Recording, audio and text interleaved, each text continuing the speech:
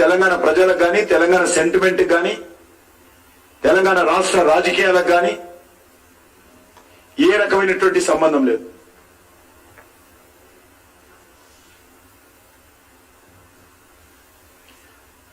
కేసీఆర్ గారు చెప్పేవారు, అద్భుతంగా ట్యాగ్లైన్ ఇచ్చి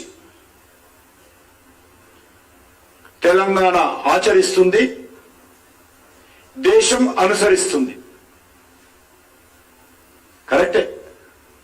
ఇక్కడ లిక్కర్ వ్యాపారాన్ని కేజ్రీవాల్ ఢిల్లీలో అమలు చేయడం కోసం, ఆచరించడం కోసం ప్రయత్నం చేశారు, అనుసరించడం కోసం. ఇక్కడ టిఆర్ఎస్ ప్రభుత్వం లిక్కర్ సంబంధించినటువంటి విధానాన్ని ఆచరించింది, కేజ్రీవాల్ గారు అనుసరించారు.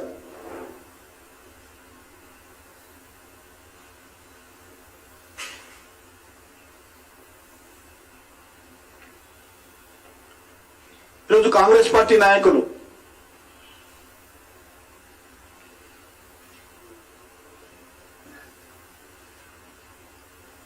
కేజ్రీవాల్ అరెస్టును వాళ్ళు కూడా ఖండిస్తున్నారు.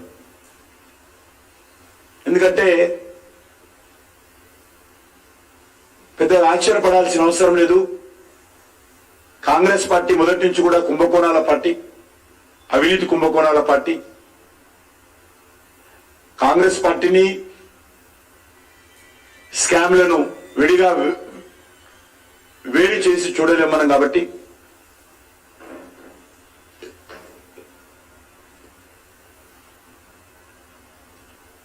వాళ్ళు మాట్లాడిన దాంట్లో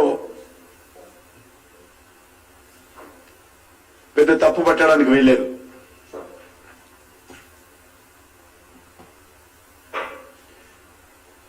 కాంగ్రెస్ పార్టీ పదే పదే మేము చెప్తా ఉన్నాం, మీరు వచ్చి 100 రోజులు దాటింది. 100 రోజుల లోపల మేము అవినీతి పైన చర్యలు తీసుకుంటాము. మొత్తము టిఆర్ఎస్ పార్టీ చేసినటువంటి అవినీతి కార్యక్రమాలన్నీ కూడా కోల్డ్ స్టోరేజ్ లో కాంగ్రెస్ పార్టీ పెట్టింది.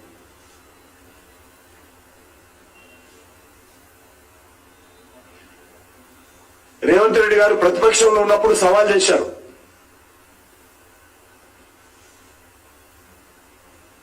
కిషన్ రెడ్డి నీకు దమ్ముందా, అమిత్ షా అపాయింట్మెంట్ ఇప్పించు, నా దగ్గర కాళేశ్వరం ప్రాజెక్టు సంబంధించినటువంటి అన్ని సాక్ష్యాధారాలు ఉన్నాయి, సిబిఐ దర్యాప్తు చేస్తే నేను నిరూపిస్తా, నిరూపించకపోతే రాజకీయ సన్యాసం తీసుకుంటా అని ముఖ్యమంత్రి గారు మాట్లాడారు. ఈరోజు మేడిగడ్డ ప్రాజెక్టు పైన ఏమైందని అడుగుతా ఉన్నాం. కళ్ళ ముందు పూర్తి స్థాయిలో అవినీతి కుంభకోణాలు జరిగితే ఇదే కాంగ్రెస్ పార్టీ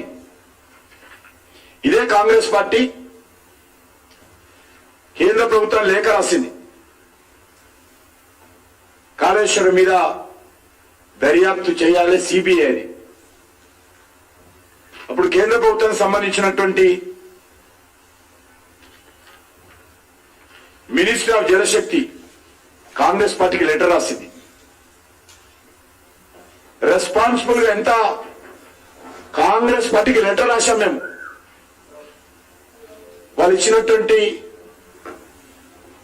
కాళేశ్వరం మీద దర్యాప్తు చేయాలని వాళ్ళు రాసినటువంటి ఉత్తరానికి మేము లెటర్ రాశాం. లెటర్లో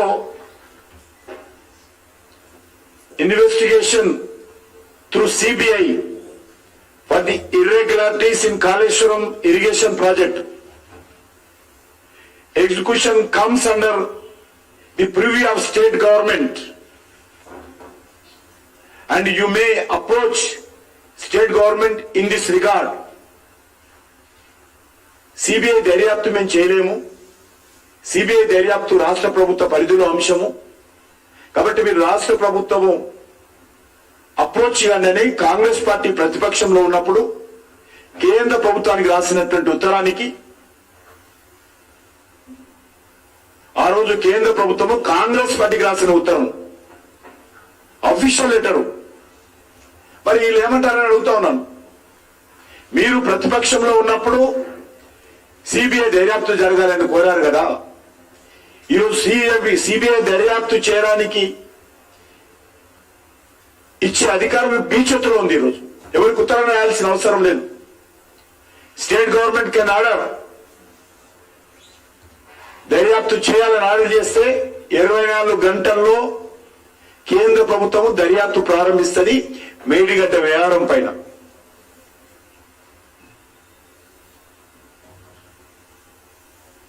కాబట్టి నేను ముఖ్యమంత్రి గారిని కోరుతా ఉన్నాను, నాకు దమ్ముందా అని అడిగావు కదా, ఈరోజు ఆ దమ్ము నీకే వచ్చింది. ఈరోజు మరి మీరు అధికారంలోకి వచ్చారు, అమిత్ షా గారు కూడా అవసరం లేదు, కేంద్ర ప్రభుత్వం కూడా అవసరం లేదు.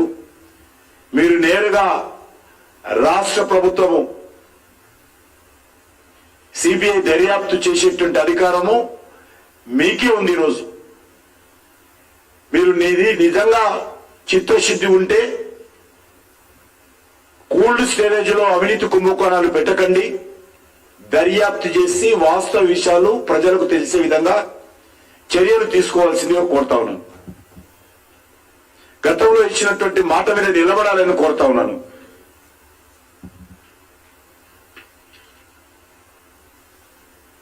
ఈరోజు మనకు అర్థమవుతుంది, 100 రోజుల తర్వాత మాటలతోటే కాంగ్రెస్ ప్రభుత్వము పూట గడిపే ప్రయత్నం చేస్తా ఉంది. ఇచ్చిన 6 గ్యారంటీల మీద మాటలతోటే పూట గడుపుతా ఉంది. టిఆర్ఎస్ అవినీతి పైన మాటలతోటే పూట గడుపుతా ఉంది. వీళ్ళు గ్యారంటీలు అమలు చేసేటువంటి పరిస్థితి లేదు, టిఆర్ఎస్ అవినీతి పైన దర్యాప్తు చేసే పరిస్థితి లేదు.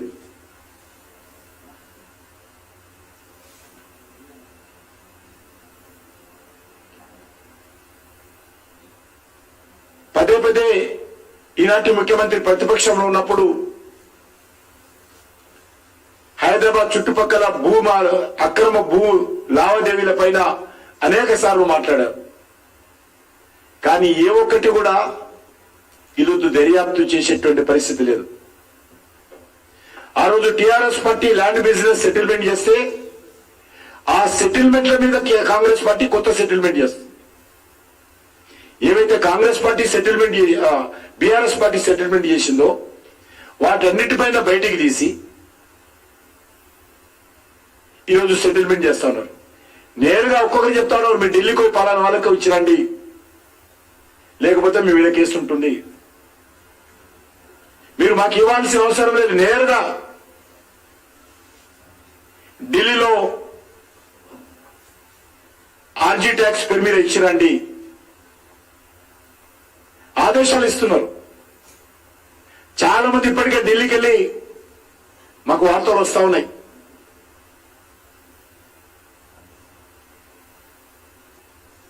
ఇంతకుముందు 2 రాష్ట్రాల్లో ఉండేది, ముందు తమిళనాడు స్క్వేర్ ఫీట్ కింద రేటు బిల్డర్స్, తర్వాత మొన్న తెలంగాణ ఎన్నికలప్పుడు డికే శివకుమార్ గారు తమిళనాడులో పెట్టాడు,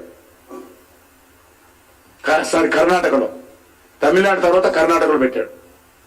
ఇప్పుడు ఇక్కడ కూడా వస్తా ఉంది స్క్వేర్ ఫీట్ కింద.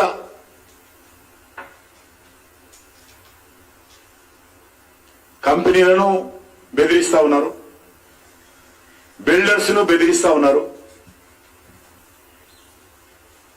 రియల్ ఎస్టేట్ కంపెనీలను బెదిరిస్తా ఉన్నారు,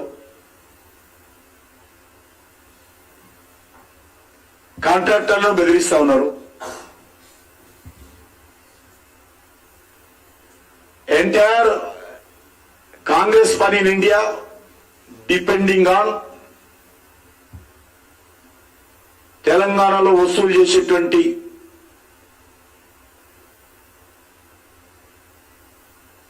డబ్బుల మీదనే ఆల్ ఇండియా